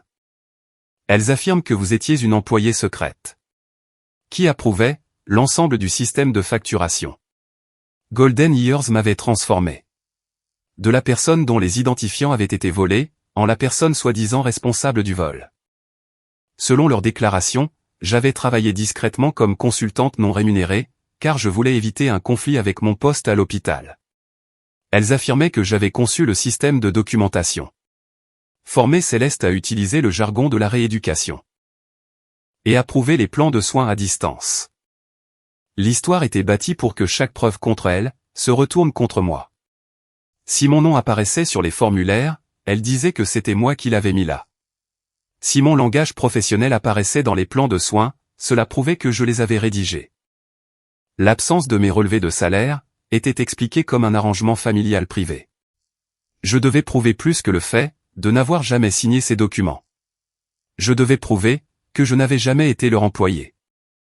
Le service des ressources humaines de l'hôpital m'a fourni des copies de mon planning de travail, des relevés de paie, de l'historique d'accès par badge et des déclarations de conflit d'intérêts. Mon superviseur a fourni les registres de présence, des réunions du personnel et des conférences sur les patients. J'ai établi une chronologie à côté des dossiers de Golden Years. Un matin, alors que le système prétendait que j'avais supervisé 4 heures de soins au domicile d'un client, mon badge me montrait, entrant dans l'aile de rééducation de l'hôpital à 6h47. Et y restant, jusqu'à plus de 16h cet après-midi-là. Un autre dossier indiquait que j'avais approuvé un plan de médication, pendant une réunion de département, où 9 collègues m'avaient vu présenter un cas de sortie. Il n'y avait aucun contrat Golden Years. Aucun registre de formation. Aucun chèque de paie. Et aucun formulaire fiscal. L'entreprise ne m'avait jamais versé un seul euro. Nadia a tout examiné, mais ne s'en est pas réjouie. Cela prouve que vous étiez ailleurs, lorsque beaucoup de ces services ont été approuvés, a-t-elle dit. Cela ne prouve pas encore comment un compte à votre nom a été créé. Golden Years utilisait une application de vérification qui obligeait les membres du personnel à se photographier lors de la connexion. L'entreprise avait affirmé que ces anciennes images avaient été perdues lors de la panne logicielle. Mais le fournisseur de l'application avait conservé des copies de sauvegarde. Nadia les a reçues le lendemain après-midi. La première photographie associée à mon compte ne montrait qu'une partie du visage d'une femme, dans la pénombre. La deuxième était plus claire. Elle montrait maman, debout dans sa cuisine, tenant le téléphone trop bas. Et portant un pyjama à imprimer léopard. Papa a fixé l'image. Ce n'est définitivement pas Ève. Sophie s'est penchée. Comment tu le sais? Ta mère ne porterait jamais de pyjama à imprimer léopard, pour superviser un patient. Sophie a ri, puis a immédiatement couvert sa bouche. Et m'a regardé, comme si elle avait enfreint une règle. Tu as le droit de rire quand c'est vraiment drôle, lui ai-je dit. Ses épaules se sont détendues, et elle a regardé la photo à nouveau. Grand-mère a l'air de se cacher, dans un zoo. Même Nadia s'est permis un bref sourire. Avant de retourner au dossier. Chaque photographie liée à mon compte montrait soit le visage de maman, soit une partie de ses cheveux, soit une pièce sombre, où la personne tenant le téléphone ne pouvait être identifiée. Aucune ne me montrait, moi. Le profil de l'application contenait une photographie de ma licence professionnelle. J'ai reconnu l'arrière-plan en dessous. Des années plus tôt, maman avait aidé papa à demander une aide familiale temporaire après une opération. Elle m'avait demandé d'inclure une preuve de mon emploi et de ma certification professionnelle, car j'étais répertorié comme contact d'urgence. Je lui avais envoyé une licence scannée, mon numéro de certification, et un formulaire d'autorisation signé. Elle avait conservé les 3.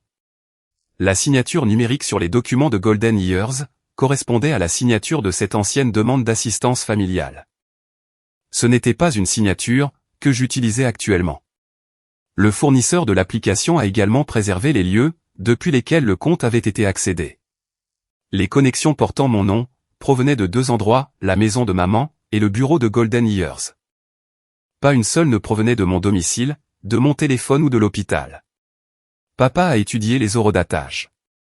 Avant de pointer du doigt plusieurs entrées en soirée.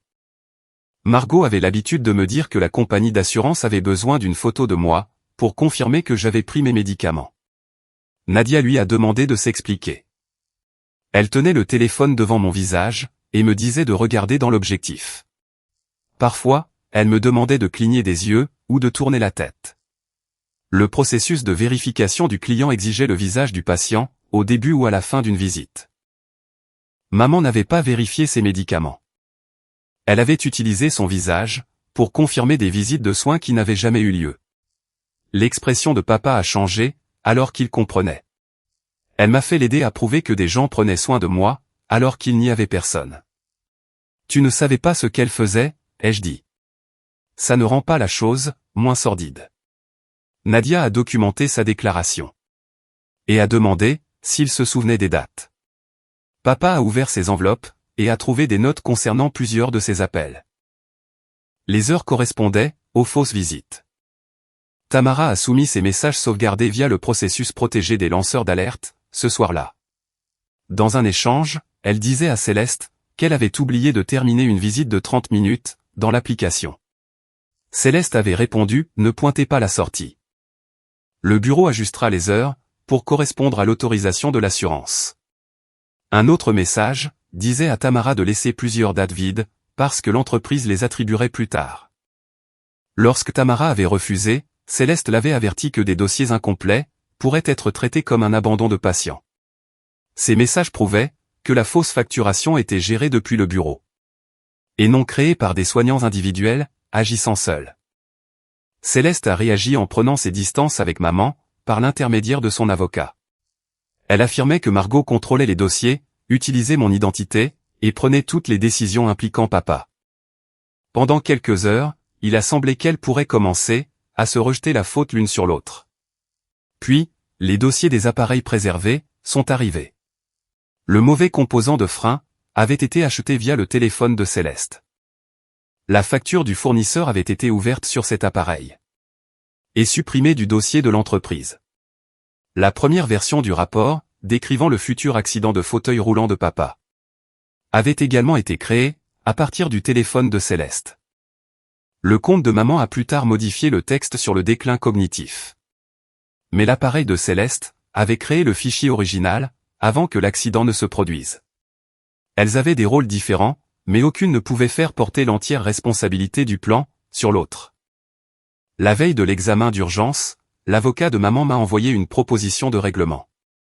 Golden Years rembourserait les paiements contestés, liés à papa. Maman cesserait de parler de Sophie avec des proches et des clients. Céleste retirerait l'accusation selon laquelle j'avais altéré le fauteuil roulant. En échange, je devais signer une déclaration affirmant que mon nom était apparu dans le système de l'entreprise, en raison d'un malentendu familial informel. Je devais également convenir que personne n'avait eu l'intention d'utiliser abusivement mes identifiants. Ou de nuire à papa. Papa a lu l'offre, à côté de moi.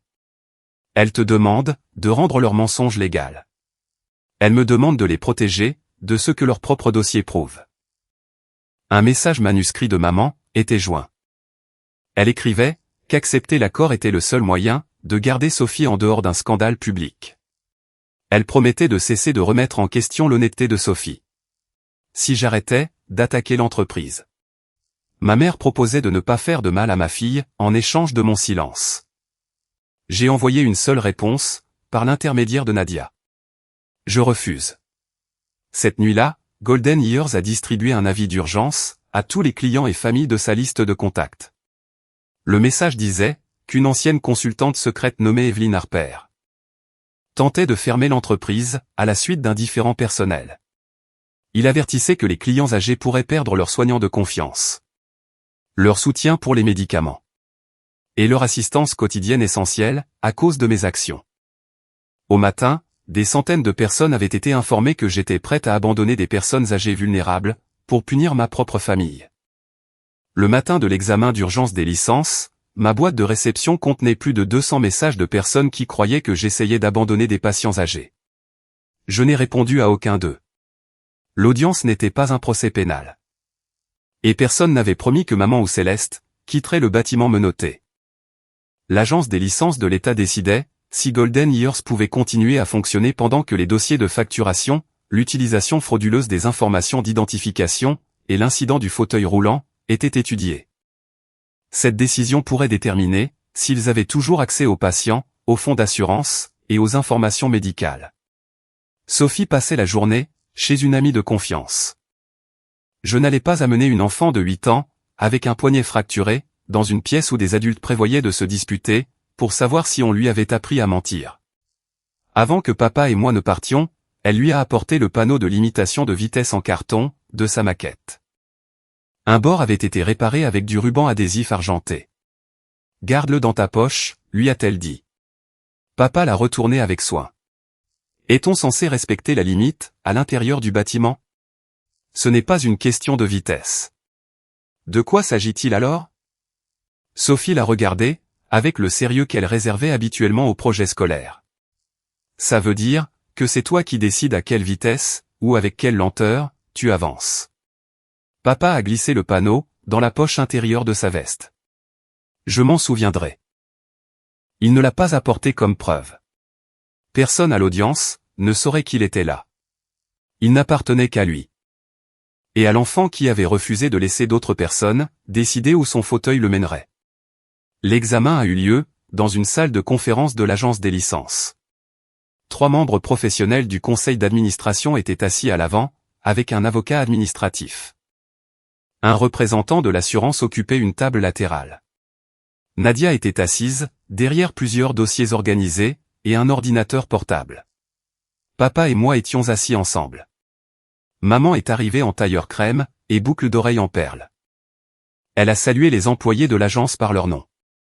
Et a demandé à l'un des membres du conseil, des nouvelles de la convalescence de sa femme, après une opération. Céleste portait du bleu marine, et transportait un classeur en cuir. Assez grand pour suggérer, que le papier lui-même pouvait prouver l'innocence. Owen est entré séparément, avec son avocat. Et a évité de les regarder, l'une et l'autre. Maman s'est arrêtée, près de notre table. Ève, cela peut encore être résolu en privé. J'ai regardé les rangées de dossiers officiels. Le matériel d'enregistrement. Et les personnes chargées de protéger les patients. Cela a cessé d'être privé, lorsque Golden Years a utilisé l'identité d'autres personnes. Son expression est restée affable. Tu es en colère, à cause de ce que j'ai dit à Sophie. Je le comprends. Mais fermer une agence de soins, ne guérira pas ta fille. Le président du conseil d'administration a levé les yeux. Madame Harper. Veuillez prendre la place qui vous a été assignée. Cette procédure concerne la sécurité des patients, l'exactitude des dossiers, et l'intégrité d'un prestataire agréé. Ce n'est pas une médiation familiale. Le sourire de maman a disparu, avant qu'elle ne se détourne. Golden Years a présenté en premier. Leur avocat a décrit l'entreprise, comme un prestataire local respecté. Faisant face aux allégations d'une ancienne consultante informelle, impliquée dans un différend familial. Il a affirmé que l'accident vasculaire cérébral de papa avait causé des périodes de confusion. Notamment des objets égarés, des rendez-vous oubliés, et une utilisation dangereuse du fauteuil roulant. L'évaluation interne de Céleste a été présentée comme preuve. Le docteur Cole a été appelé, pour expliquer son évaluation indépendante. Il a déclaré que papa comprenait sa condition médicale. Se souvenait d'événements récents et passés. Et pouvait identifier les risques, et les avantages des décisions financières et médicales. Il a également clarifié que l'évaluation qui lui était attribuée, ne correspondait pas à ses notes. Le président a demandé à papa la date. Ses médicaments. Et pourquoi Golden Years avait facturé des services qu'il contestait. Papa a répondu, sans me regarder. Il a décrit les fausses visites. L'enquête automatisée. Et le registre de 6 semaines, qu'il avait tenu. Il a expliqué où il s'était réellement trouvé, pendant plusieurs heures facturées. L'avocat de Golden Years lui a demandé, « Avez-vous parfois besoin d'aide, pour marcher ?» Oui. Votre femme vous a-t-elle parfois aidé, avec vos médicaments? Oui. Votre fille vous a-t-elle fourni un transport, et des repas? Oui. L'avocat s'est tourné vers le conseil. Les soins ont donc bien été fournis. Papa est resté calme. Les soins de ma famille ne sont pas une autorisation pour leur entreprise d'inventer des employés, des heures et des réclamations d'assurance. L'avocat a demandé si sa mémoire avait changé depuis l'attaque. Ma mémoire n'est devenue un problème que lorsque j'ai remis en question leur facture. Personne ne l'a interrompu. Tamara a témoigné ensuite, via une connexion vidéo sécurisée. Elle a confirmé que son nom apparaissait sur des visites qu'elle n'avait jamais effectuées. Son emploi du temps montrait qu'elle travaillait ailleurs pendant plusieurs quarts prétendus. Elle a expliqué que Céleste avait dit aux employés de laisser les feuilles de temps vierges. Et de permettre au bureau d'ajuster les heures plus tard. L'avocat de Golden Years a suggéré que Tamara était une ancienne employée mécontente. La voix de Tamara a tremblé, mais elle a répondu clairement, j'avais peur de parler. Parce qu'elles m'ont dit, qu'elles pourraient dire que j'avais abandonné des patients. Être effrayée par elle, ne signifie pas que les visites ont eu lieu. Nadia a ensuite affiché, les enregistrements de connexion préservés. Elle a montré le compte créé sous mon nom. Les photographies utilisées pour la vérification d'identité. Et les lieux rattachés à chaque connexion. Chaque point d'accès provenait de la maison de maman. Ou du bureau de Golden Years. Une photo montrait le visage de maman dans sa cuisine. Une autre capturait une partie de ses cheveux et de son épaule. Aucune ne me montrait. Maman s'est penchée vers son avocat et a chuchoté. Avant de lever la main. Le bureau effectuait parfois les étapes de vérification pour Ève, parce qu'elle était occupée à l'hôpital. Le président du conseil l'a regardé. Affirmez-vous que votre personnel s'est connecté au compte d'une professionnelle agréée. Alors qu'elle n'était pas présente? Maman a hésité. Je dis que le travail a été fait, avec un accord familial. Je n'ai jamais donné cet accord, ai-je rétorqué. Le président m'a demandé de présenter mes dossiers. J'ai fourni mon planning d'hôpital. Mon historique d'entrée par badge. Mes fiches de paie. Mes présences aux réunions, et mes déclarations de conflit d'intérêts. J'ai expliqué que je n'avais jamais été employé, payé, formé ou sous contrat par Golden Years. À plusieurs dates, où l'entreprise affirmait que j'avais supervisé des soins. Je me trouvais à l'intérieur de l'hôpital, pour des quarts complets. Les enregistrements de mon badge montraient, quand j'entrais et quand je sortais. L'avocat de Golden Years a souligné, le langage professionnel utilisé dans leur plan de soins. J'ai expliqué le modèle d'exemple, que maman m'avait demandé des années plus tôt. Elle avait ma formulation, parce que je lui avais confié un document destiné à aider l'entreprise à communiquer avec les médecins. Pas parce que, j'avais rejoint l'entreprise. Le conseil a examiné l'ancienne demande d'assistance familiale. Elle contenait ma licence scannée, et ma signature. La signature sur les formulaires de Golden Years, correspondait à cet ancien document. Y compris la forme d'une lettre, que j'avais cessé d'utiliser depuis des années. Le représentant de l'assurance a interrogé papa. Sur les confirmations faciales, rattachées à ses visites de soins. Papa a expliqué, que maman tenait souvent un téléphone devant lui. Et prétendait qu'elle confirmait la prise de ses médicaments. Je croyais que je l'aidais, à effectuer une vérification de routine, a-t-elle dit. Je ne savais pas que mon visage était utilisé, pour confirmer des services que je n'avais pas reçus. Maman s'est agitée, sur son siège. Le spécialiste de l'équipement, a apporté l'assemblage du frein du fauteuil roulant.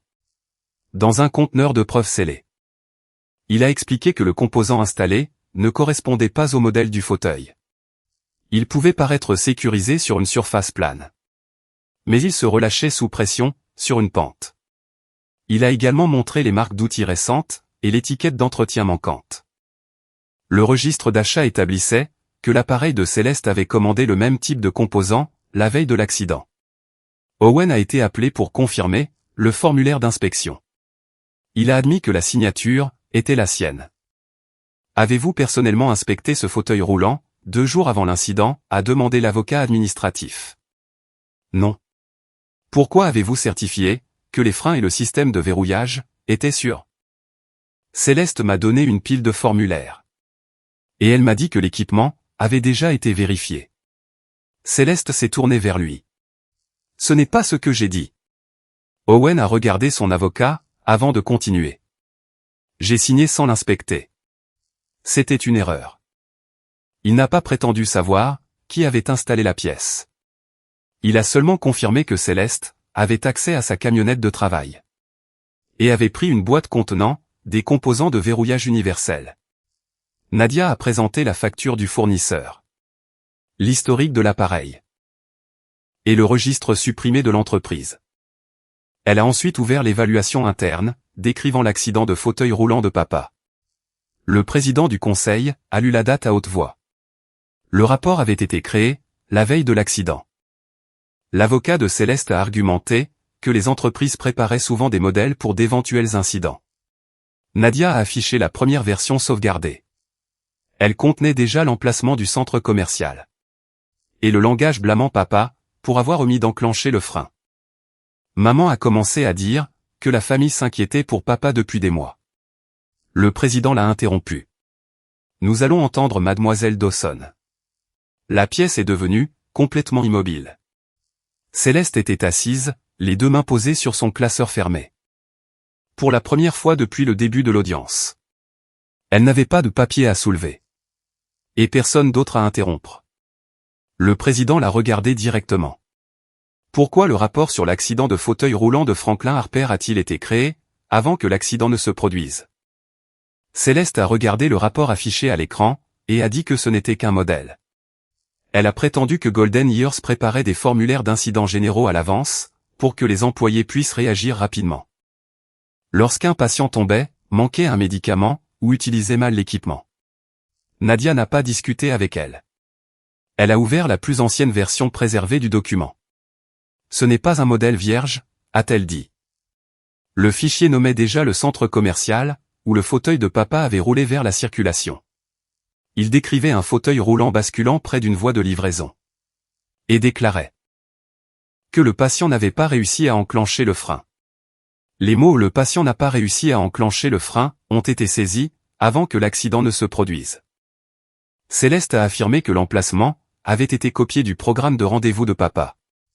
Elle a suggéré qu'un employé avait peut-être préparé un éventuel rapport d'incident.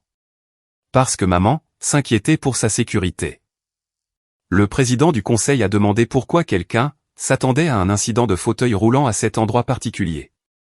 Maman s'est penchée vers son micro, avant que Céleste ne puisse répondre. Franklin avait déjà causé des problèmes similaires. Il oubliait les freins, et confondait les directions. Nous essayons de nous préparer à quelque chose, que nous savions susceptible d'arriver. Le président a demandé les rapports d'incidents antérieurs. Golden Years n'en avait aucun. Leur avocat a fouillé dans le classeur. Et a déclaré que les événements précédents avaient été gérés au sein de la famille. Aucun rapport de clinique, aucune plainte concernant l'équipement. Aucune note médicale, aucune déclaration de témoin. Ou registre d'assurance, ne venait étayer l'affirmation de maman. Papa a gardé ses mains croisées, sur la table. Si j'ai omis de manière répétée d'utiliser les freins du fauteuil roulant, a-t-il dit. Pourquoi votre entreprise m'a-t-elle placé dans un fauteuil qu'Owen avait certifié sûr, et m'a laissé près d'une pente? Maman lui a dit, de ne pas transformer son inquiétude en accusation. Le président lui a rappelé que papa répondait à une question concernant ses propres soins. Et n'avait pas besoin de sa correction. Céleste a alors changé de cap. Elle a déclaré qu'Owen était responsable de toutes les décisions mécaniques impliquant l'équipement de Golden Years. Selon elle, elle n'avait commandé un composant de verrouillage universel, que parce qu'Owen lui avait envoyé un lien vers le fournisseur. Elle a affirmé qu'elle ne savait pas qu'il ne convenait pas au fauteuil de papa. L'avocat d'Owen a demandé la permission de répondre. Owen a répété qu'il avait signé le formulaire d'entretien, sans inspecter personnellement le fauteuil roulant. Son aveu ne l'excusait pas. Et il n'a pas essayé de faire semblant que c'était le cas. Puis, son avocat a soumis la facture du fournisseur. Et une série de messages du téléphone de Céleste. Dans le premier message, Céleste demandait quelle pièce de rechange permettrait à un frein de paraître sécurisé sur une surface plane. Tout en se relâchant, sous une pression supplémentaire.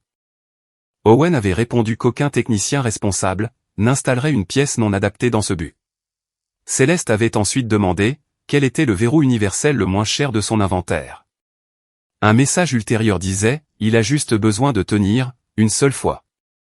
Céleste a interrompu, avant que Nadia n'ait fini de lire. C'était pour faire la démonstration d'un fauteuil à un investisseur. Owen a secoué la tête. Il n'y a pas eu de démonstration à un investisseur. Tu ne connais pas toutes les réunions que j'ai eues. Je sais que tu as pris la boîte de pièces de ma camionnette. Et que tu l'as rendue, sans ce composant. Maman a chuchoté quelque chose à Céleste. Mais cette fois, Céleste s'est écartée d'elle. La pièce ne ressemblait plus à une dispute familiale. Elle ressemblait à une structure perdant ses appuis, une poutre après l'autre. Aucun message ne disait qu'elle voulait tuer papa. Aucun document n'ordonnait à quiconque de l'envoyer dans la circulation. Le dossier montrait quelque chose de plus calculé. Et à sa manière, tout aussi terrifiant. Elles avaient besoin d'un événement dangereux, qui pourrait être imputé à papa. Elles avaient préparé un rapport, avant que l'événement ne se produise. Elles avaient obtenu un composant de frein, qui pouvait paraître fonctionnel jusqu'à ce que le fauteuil atteigne une pente. Elles avaient déplacé son rendez-vous, fourni le fauteuil, et l'avaient positionné là où une défaillance ressemblerait à une preuve de confusion. Elles s'étaient attendues à ce que le fauteuil dérive. Elles ne s'étaient pas attendues à ce que Sophie court après. Ou à ce que la pente l'entraîne vers un camion. Le conseil s'est retiré pendant 40 minutes. Papa et moi avons attendu dans une petite pièce de l'autre côté du couloir. Il a retiré le panneau de limitation de vitesse en carton de la poche de sa veste. Et a lissé le ruban adhésif argenté sur son bord. « Ça va ?» ai-je demandé. « Non » a-t-il dit. « Mais je sais où je suis. Ce qui s'est passé.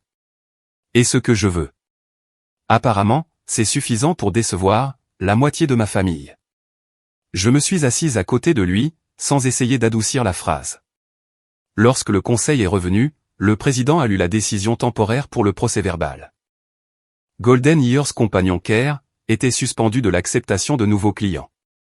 Maman et Céleste avaient l'interdiction d'accéder au dossier des patients, de diriger le personnel, de soumettre des réclamations ou de contrôler les fonds de l'entreprise. Pendant la poursuite de l'enquête, un administrateur indépendant prendrait le contrôle immédiat des services aux patients actuels. L'agence coordonnerait les transferts si nécessaire, afin que les clients âgés ne soient pas abandonnés, en raison de la suspension. Les employés existants pourraient continuer à travailler, uniquement sous la supervision de l'administrateur. Le conseil n'a pas annoncé d'accusation criminelle, ou de peine de prison. Il a transféré les dossiers préservés à l'unité de répression des fraudes à l'assurance. Et aux organismes d'application de la loi appropriés, pour une enquête plus approfondie. La décision n'était pas la fin du processus. C'était la fin pour Maman et Céleste, de décider quel serait le processus. Papa s'est penché vers moi, alors que le président terminait sa lecture. Golden Years a finalement fourni un vrai service. Je l'ai regardé. Elle m'a aidé à récupérer mes décisions. Sa voix était assez basse, pour que je sois la seule à l'entendre. La remarque n'effaçait pas ce qui s'était passé. Mais elle m'a offert une petite respiration au milieu du chagrin. Maman s'est levée avant que le conseil ne nous ait formellement congédiés. Vous ne pouvez pas faire ça, sans détruire des employés innocents, a-t-elle protesté. Ces gens ont des familles. Certains de nos clients nous font confiance depuis des années. Le président lui a dit que l'administrateur avait été nommé spécifiquement pour protéger les clients et le personnel. Maman s'est tournée vers moi. Ève, dis-leur que tu retires ta plainte. Tu as fait passer ton message. Mon message n'a jamais été de fermer l'entreprise. Alors arrête ça. Ce sont les fausses visites, les identifiants volés, et l'accident mis en scène, qui mettent ces emplois en péril. Pas les personnes qui les ont signalés. Son expression s'est durcie. Tu préférerais punir tout le monde, plutôt que d'admettre que cela aurait pu être corrigé en privé. Papa a répondu, à côté de moi. Le privé est l'endroit où tu as gardé ça assez longtemps, pour pouvoir le faire. Après la session, Nadia a apporté à papa plusieurs formulaires de révocation.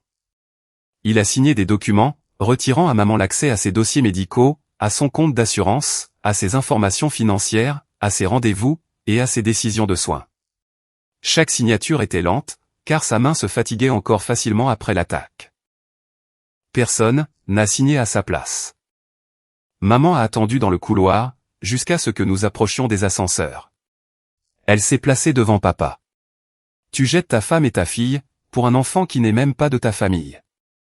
Je me suis interposé entre elle et papa. Mais il a touché mon bras.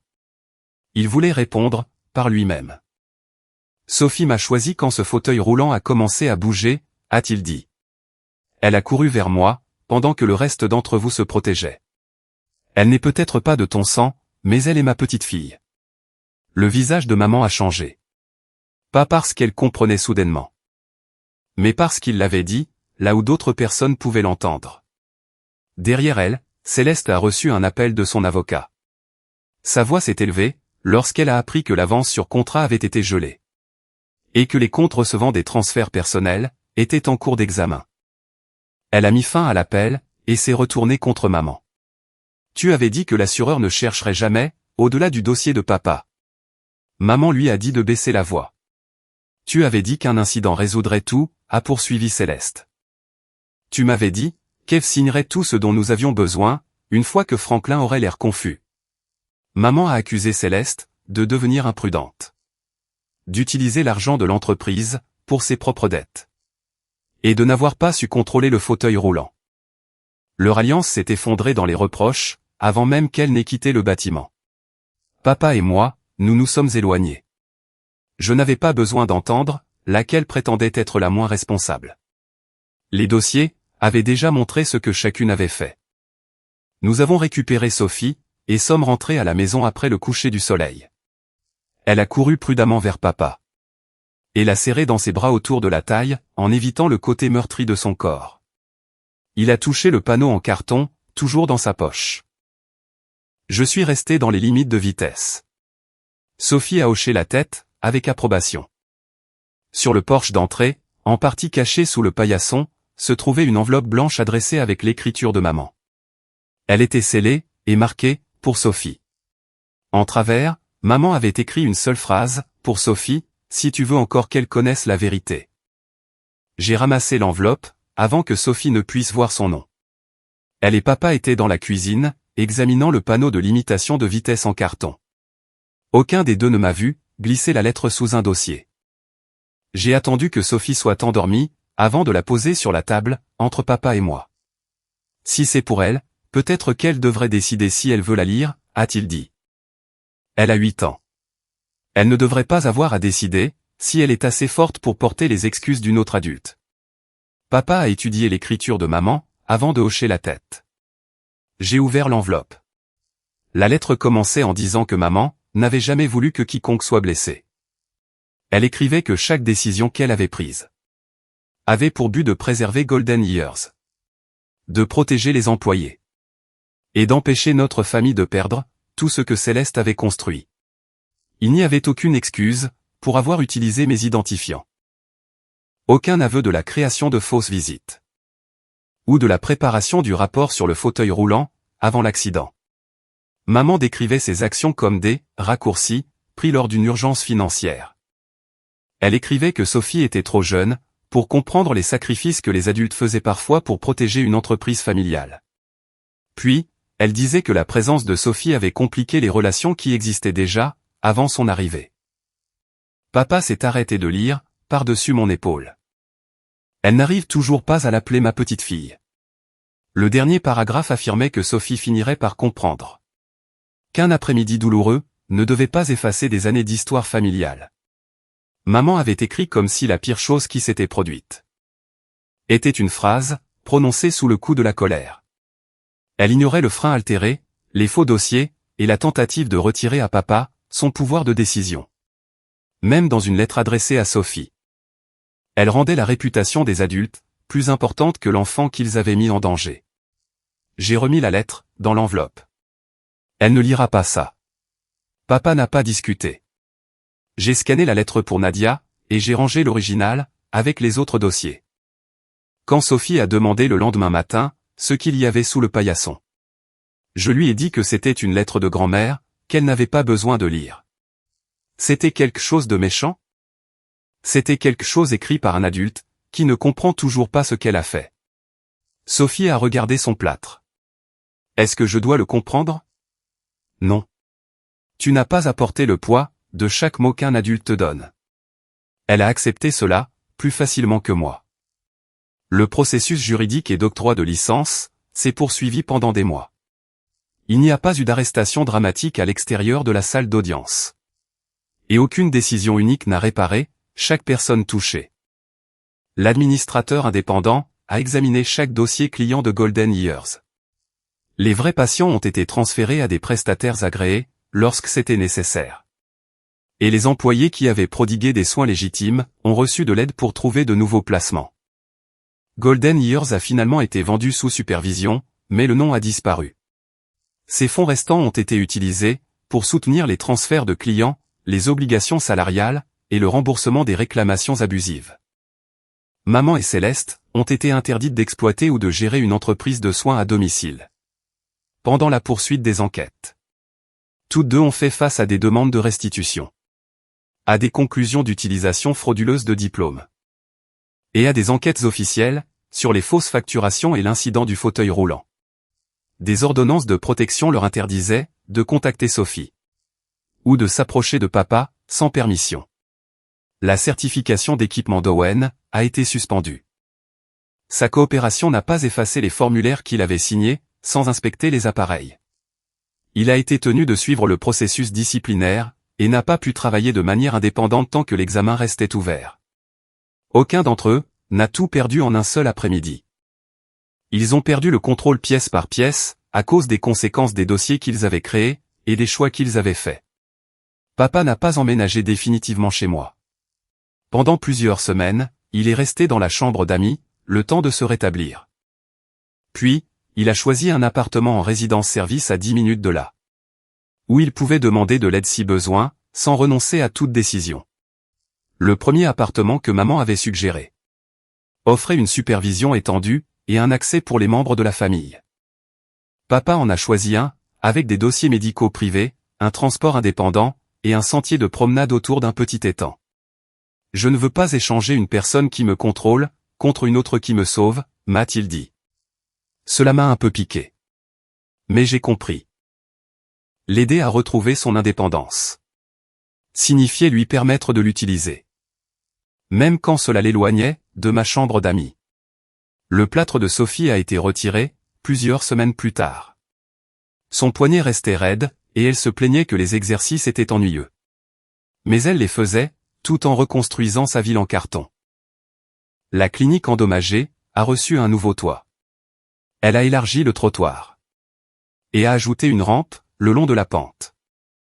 Près du bas, elle a placé une petite figurine, derrière un fauteuil roulant. Un nouveau panneau se dressait à côté de la route, les fauteuils roulants doivent être inspectés par Sophie. Papa l'a examiné, lors de sa première visite depuis son nouvel appartement. Quels sont les frais d'inspection? Un chocolat chaud. Il a hoché la tête, l'air pensif. La corruption gouvernementale commence par de très petits paiements. Sophie a ri. Cette fois, elle n'a pas couvert sa bouche, ni ne m'a jeté un coup d'œil pour voir si elle en avait la permission. Papa a glissé la main dans sa veste, et lui a tendu une petite carte. Il avait écrit le message en lettres majuscules soignées, comme celles qu'il utilisait sur ses enveloppes de preuves. Petite fille par tous les choix qui comptent. Il n'y avait pas d'argent à l'intérieur. Aucun document. Et aucune promesse de bien matériel. C'était seulement une phrase, qu'il avait choisie pour lui-même. Sophie l'a lu 2 fois. Est-ce que ça veut dire que j'ai réussi? La question a fait plus mal, qu'elle ne le pensait. Je me suis assise à côté d'elle. Non, mon cœur. Il n'y a jamais eu de test. Mais j'ai continué d'essayer d'être assez bien pour grand-mère. Je sais. J'avais corrigé le langage de maman. Mais j'avais continué à emmener Sophie dans des pièces, où elle était traitée comme quelqu'un de temporaire. Je m'étais dit qu'une autre visite, une autre fête ou un autre geste gentil pourrait enfin faire en sorte que maman l'accepte. Au lieu de cela, j'avais appris à Sophie que sa place pouvait se mériter par un comportement parfait. Je suis désolé, ai-je dit. J'ai continué à t'amener vers des gens qui te faisaient prouver que tu méritais une place. J'aurais dû te protéger de ça bien plus tôt. Sophie a tenu la carte contre sa poitrine. Je ne veux plus passer le test de la petite fille. Tu n'auras plus jamais à le passer. Elle a regardé papa. Même si je fais une bêtise? Papa s'est assis prudemment à côté d'elle. Être de la même famille ne veut pas dire que nous approuverons tout ce que tu fais. Cela signifie que nous ne t'effacerons pas quand tu nous décevras. Sophie a réfléchi à cette distinction. Puis a glissé la carte, dans le bâtiment le plus sûr de sa ville en carton. Quelques jours plus tard, nous marchions tous les 3 sur le chemin près de l'appartement de papa. Il utilisait sa canne, mais ses pas étaient devenus plus assurés. Sophie marchait de son côté le plus fort, lui montrant les canards et leur inventant des noms. Nous avons atteint une pente douce, menant vers l'étang. Papa s'est arrêté. Sophie l'a remarqué immédiatement. Pendant un instant, la vieille peur est revenue sur son visage. Et je me suis demandé si chaque pente lui rappellerait maintenant le trottoir, les roues, et un camion tournant dans la circulation. Papa ne lui a pas demandé de le pousser. Ou de prouver qu'elle pouvait assurer sa sécurité. Voudrais-tu me tenir la main, a-t-il demandé. Sophie a regardé sa paume ouverte. Tu peux tenir la mienne, si tu veux. Il a souri, et a placé sa main dans la sienne. Ils ont descendu la pente ensemble, à un rythme choisi par eux deux. J'ai suivi quelques pas derrière. Assez près pour les aider. Mais assez loin, pour les laisser faire confiance à leur propre équilibre. Pendant des années, j'avais cru que la famille consistait à préserver les personnes liées à nous par l'histoire. Même si pour les préserver, il fallait garder le silence. Je comprenais les choses différemment, maintenant. La vraie famille, ce n'est pas la personne qui exige qu'un enfant prouve sa loyauté de sang, ou sa valeur. C'est la personne, qui court vers lui, quand tout commence à échapper à tout contrôle.